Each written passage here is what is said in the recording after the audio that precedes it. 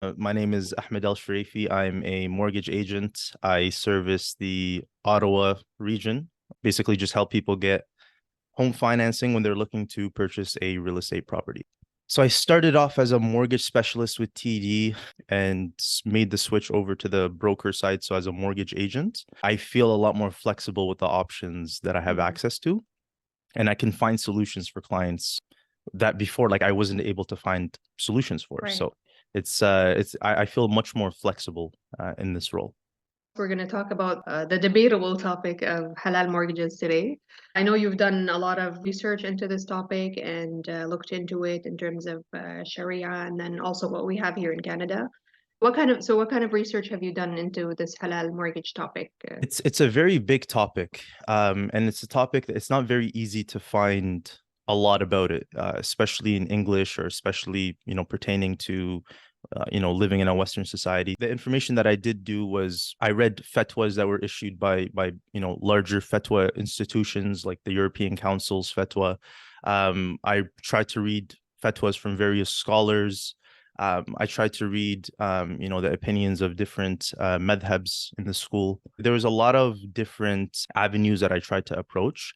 As far as videos, there's a lot of scholars that, had Q&A sessions on the topic, which, shed a little bit of light and, gave me some direction as far as where to look. So there was some resources like that, and it was just a matter of finding these little pieces and trying to put it all together and paint a bigger picture, get a clearer understanding. There's a big differences among the schools, but then there's a big difference within the schools as well. So like, for example, if you're looking for like, a Hanafi opinion, right? You're going to have a few scholars that say one thing, and then you're going to have a few scholars that say another thing. And the same Okay. applies for the other madhabs as well.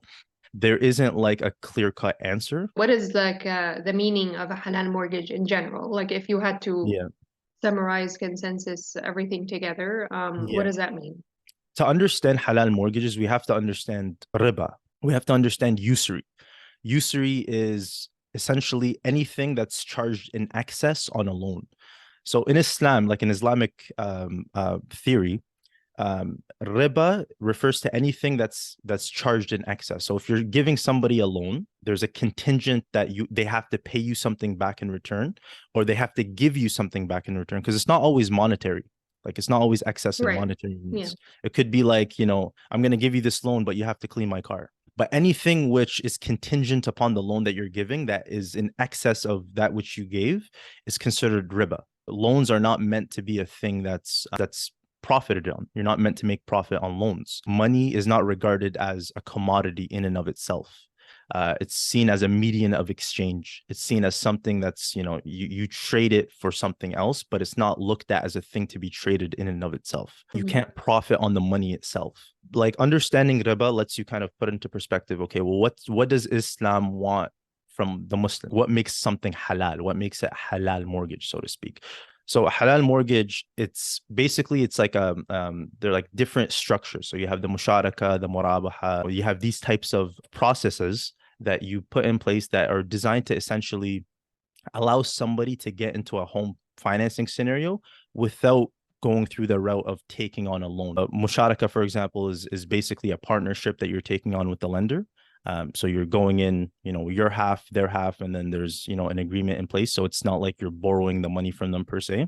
And then you have the murabaha, which is basically like a markup in price. So they buy the property at a price, they mark it up, and they sell it back to you. Right. Basically, it just refers to taking away riba from the situation and just Mhm. making the trade or the transaction based on a commodity. So it's murabaha, musharaka. Is there more methods? I think there's ijara, which is like Yes, that's like the rent to you own pay, yeah, the rent to own process. solution. Yeah, there are actually a lot of other Oh, ones. okay.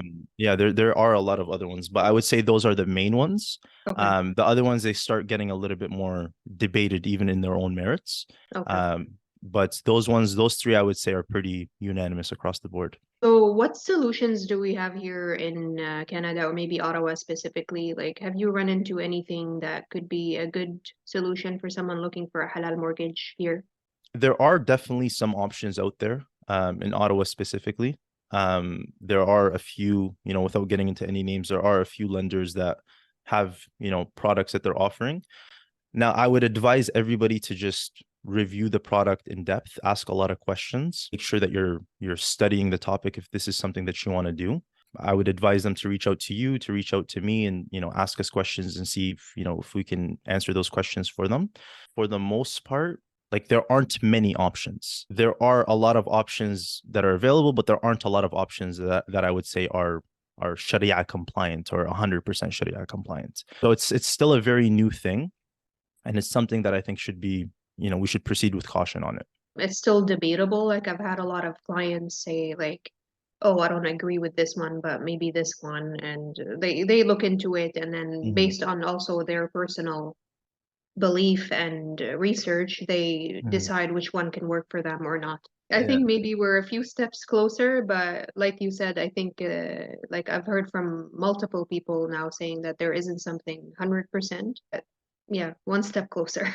So what do you suggest for someone looking into halal mortgages to do? I think this is going to be more of a thing that I would recommend people take case by case. I would say right now, the only realistic solution that is not going to put, let's say, the community in a bad position is going to be taking on a traditional mortgage. So there were fatwas that were issued. One was issued by the European Council of Research, of Fatwa and Research, which is, a very big fatwa issuing council, Okay. probably the largest outside of the Middle East. The fatwa that they issued back in 1999, permitted taking on mortgage loans. There was obviously some caveats, like it has to be your primary residence.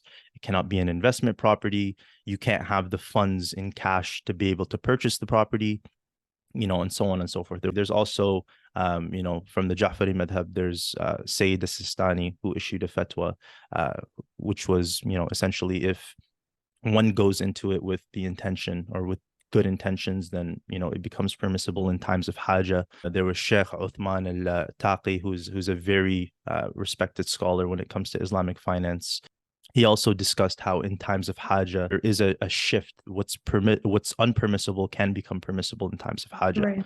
So there are a lot of fatwas along those lines. Mhm. And so I would say, depending on who you follow, depending on your belief system, depending on the scholars that you take from, this becomes something that you should look into. But based off of what's out there, I would say there's a lot of fatwas and a lot of dialogue that, points to the direction of, look, it's times of haja. You're in a non-Islamic society. There aren't any, real options around you. What are you going to do? Rent forever? This society, there's going to be a lot of things. We live in a non-Muslim society. So there's a lot of things. Car insurance, for example. This is known as gharar. It's haram. Like, it's not something that we should be paying for, but we know Right. that in order for us to, We have to, uh, yeah, no yeah, choice. we have to work. We have to provide for our families. We need a means of transportation. We need to have car insurance. So mortgage financing to be able to buy a house, when like almost 90% of people that buy houses are taking on some sort of mortgage financing to buy that house. At that point, that, okay, I need some sort of financing. Otherwise, I'm never going to be able to buy a house. There's a need there. There's clearly a need there, and there isn't a viable solution that's been put in place to solve this issue for Muslims in the country, or at least in Ottawa. What are we going to do? We're just going to sit on the sidelines forever? This is going to affect our community economically, and so I think it's best if we just listen to the scholars and basically just take on these avenues that they made available for us. Obviously, assuming it aligns with your worldview and your religious view. Yeah, that's what I tell everyone in the end. It's about your personal belief and what you find makes sense to you. Like we obviously don't know the answers. No one really has the answer. So in the end, Yeah. you do your own research, look into it, see what you're comfortable with. Yeah.